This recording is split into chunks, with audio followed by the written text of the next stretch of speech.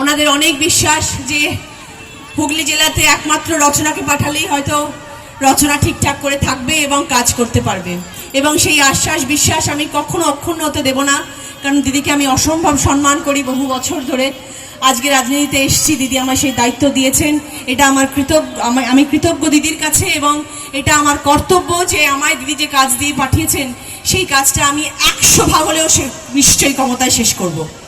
এবং আপনাদের সবাইকে এইটুকুই অনুরোধ করব যে 2024-এর যে 20শে মে আসন্ন লোকসভা ভোটের যে দিন, সেই দিনে আপনারা ঘাসের ওপরে জোড়া ফুলে ভোট দিয়ে আমাকে সুযোগ করে দেবেন, যাতে আমি আপনাদের সকলের সঙ্গে একসাথে থাকতে পারি, আপনাদের জন্য কাজ করতে পারি, আপনাদের সাথে একসাথে পথ চলতে পারি।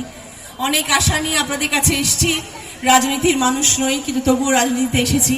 এইটুকু জানি যে যে কাজটা আমি করতে এসেছি সেই কাজটা আমি আমার 100 ভাগ দেব। আমি সেই মানুষদের মধ্যে পড়বো না যে আপনাদের কাছে এখন গাড়িতে করে ঘুরলাম, আপনাদের কাছে ভোট চাইলাম, আর তারপরের দিন থেকে আপনারা আমাকে আর দেখতে পেলেন না। সেটা কখনো হবে না।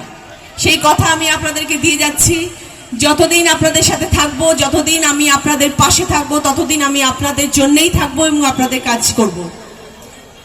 এই আশা প্রত্যাশাই আমি আপনাদেরকে দিয়ে যাচ্ছি, এবং এইটা একদম সততার সাথে দিচ্ছি। এর মধ্যে কোনো রকম ডায়লগ নেই, এটার মধ্যে কোনো রকম বক্তৃতা নেই। আমি বক্তৃতা দিতে জানি না, আমি বক্তৃতার মানুষ নই।